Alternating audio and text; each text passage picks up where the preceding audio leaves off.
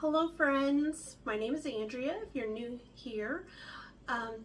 Today I have a lot of baking to do, so I'm going to get started. I'm going to try and post a couple of videos today so you have a couple of options right before Christmas. So some of you may be off today, which is Monday, and some of you may not. So if you haven't already started and you need some ideas, I've got some videos that are going to come your way. So if you're new here, again, go ahead and hit that subscribe button so you don't miss out on new content, and take a look around. I've got a lot of videos on here over the last few years, so lots of holiday videos, just random desserts, something that might fit what you're looking for. So today I'm going to make peppermint sugar cookies. This is going to go really quick. I really just took my sugar cookie recipe and we're just going to add some peppermint chips. So it's going to be really good, really easy, especially if you're making those gift baskets and you need to whop out a lot of different cookies or other sweet treats. So, all right. Let's get started. So first things first, I went on ahead and got my oven preheated to 375 degrees. I have 2 sheet trays, so whatever cookie sheet tray, whatever you have. It's just lined with some parchment paper. So those are ready to go. So in my bowl of my stand mixer, I'm going to add 2 sticks of butter. I'm using salted butter. If you're going to use unsalted butter, then you'll want to add about a half a teaspoon of salt to this recipe. But since my butter's salted, I'm going to skip adding the salt. This butter is room temperature, so you can kind of see it's actually just perfect. It's not too soft. So I just sat it out last night on the counter. It'll be perfectly fine. And then we are going to add to this 1 cup of sugar,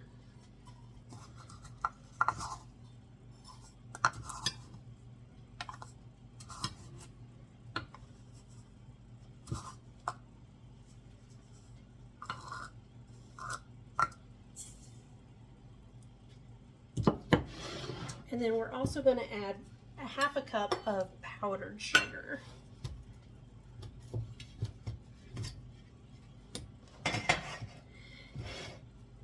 And I'm not going to sift this powdered sugar, but if your powdered sugar is super lumpy, you might want to give it a sift. So,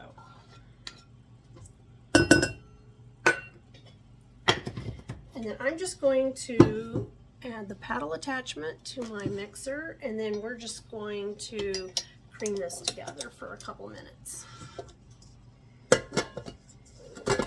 You could also use a hand mixer to do this. If you don't have a stand mixer. I'm just going to scrape down the sides here.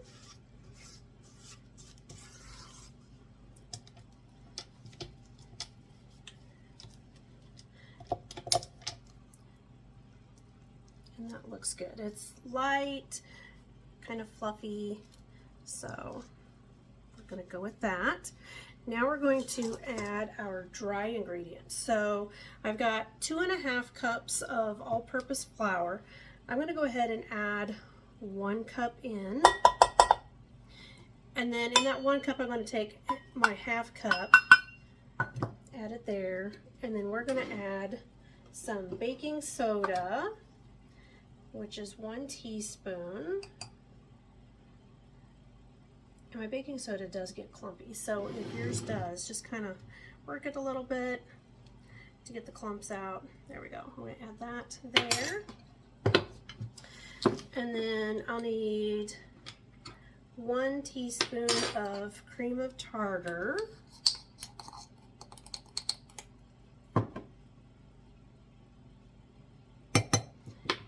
And then if you were using unsalted butter and you were going to add the salt, now would be the time that you would add it, and just add like a ½ teaspoon.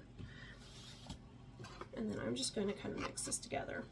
I don't like adding like my salt or my leavening agents directly in because I want to make sure it gets mixed in really well. So I always like to add it to the dry ingredients. And you don't have to like get a separate bowl, dirty up a separate bowl. This is usually how I do it. So that's half, and then we still need 1 more cup of flour for this.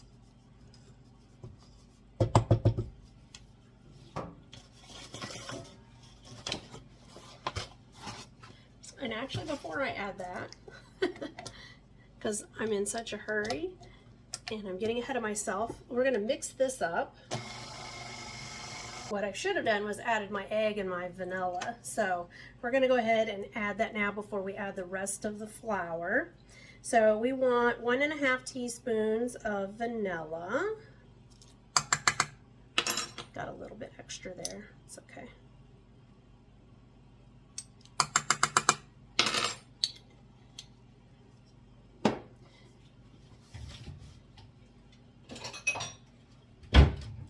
And then 1 egg, whole egg.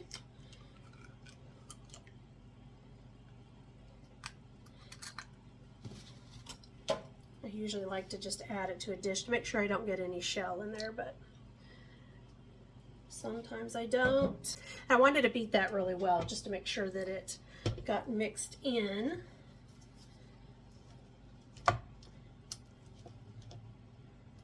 It's usually pretty important to put things in the right order, but it will work out just fine. I just got in a hurry. So, okay, now we're going to add our last cup of flour.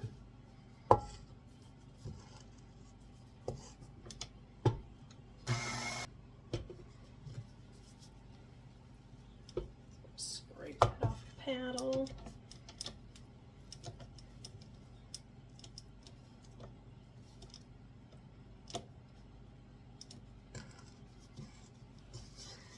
And then I just want to kind of scrape the sides just to make sure that all of our flour got mixed in.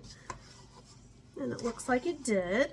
Okay, so now, so that's just the basic sugar cookie, but now we're going to make them peppermint sugar cookies. So at the store, I was looking for something that was peppermint, and I thought that at one time there were like some peppermint chips or something, and I could not find them. So I picked up 2 bags of the Ghirardelli peppermint bark chocolate.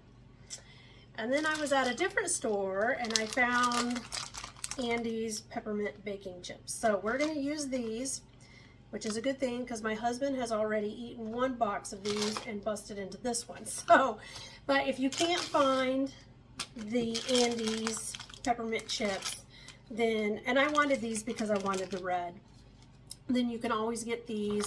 You'll just have to unwrap each one and then just give them a rough chop so that they're a little bit smaller. So, and we're going to add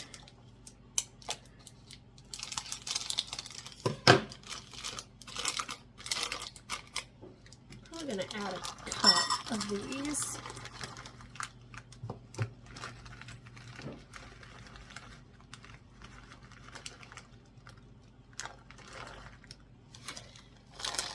Which is going to be about half of a bag. So if you wanted to make a double batch, then just use the whole bag. So we're just going to dump that in. To scoop these up, and I'm just going to use, usually I use a smaller cookie scoop than this one, and I can't remember what size disher this one is. It's a couple of tablespoons. See if I can measure this out.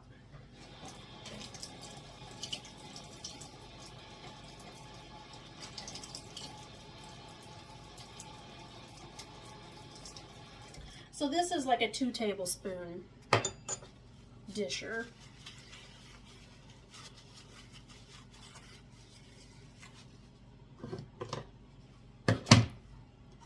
And I usually have like a smaller one that's like a 1 tablespoon that I usually do all my cookies, because I give cookies and treats as gifts, so everybody's getting a little bit of everything. So I usually make them small, so I only have to make 1 batch of cookies. but I'm not making as much as I usually do, so we'll make these a little bigger. So I'm just going to scoop these out and onto my sheet tray.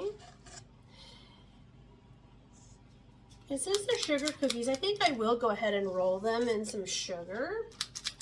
So I'll get these and then we'll roll them and then we'll get this first batch in the oven.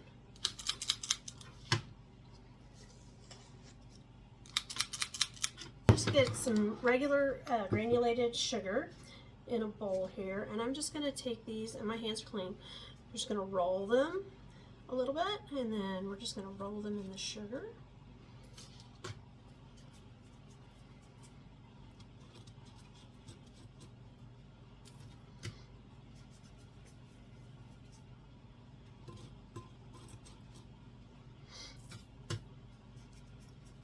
So I'm gonna give them just a little tap. I'm not gonna smash them, but just give them a little bit of a tap so that they'll go ahead and start just like that. And then we're gonna put it in the oven. Again, it's at 375, and that's Fahrenheit. And then we're gonna bake these for about, I think this one is 8 to 10. Let me see my tablet already. Went to sleep.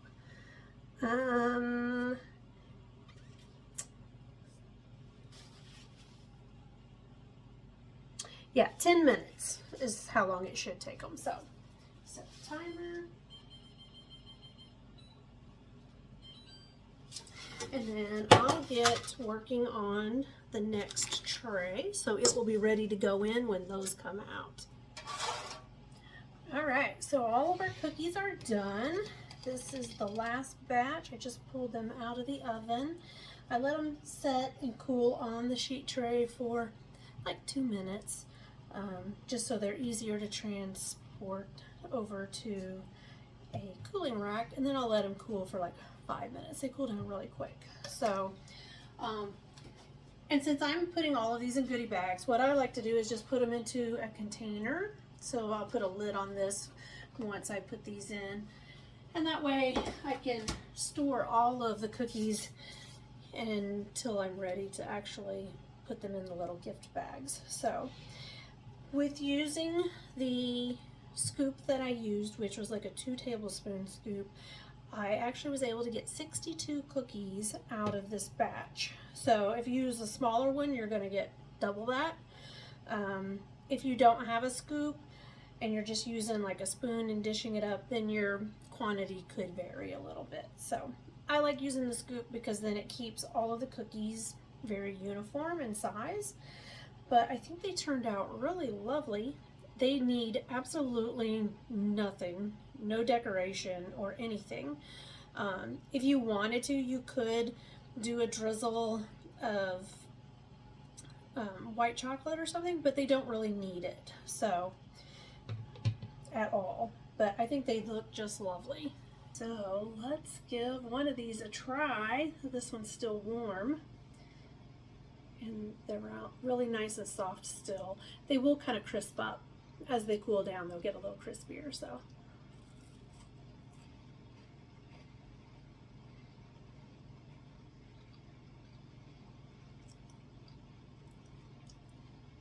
it has just a nice peppermint. It's not overpowering, but if you were eating like peppermint candy cane, this is going to give you that candy cane taste. So, and they still taste like sugar cookies, so they're quite nice. But you can kind of see kind of how colorful it is. So every cookie looks a little different, but you can definitely see the chips in there. You could even add just a little more chips if you wanted to, but honestly I think the ratio is just right so that you're not overpowered with peppermint. So I hope you enjoyed this video.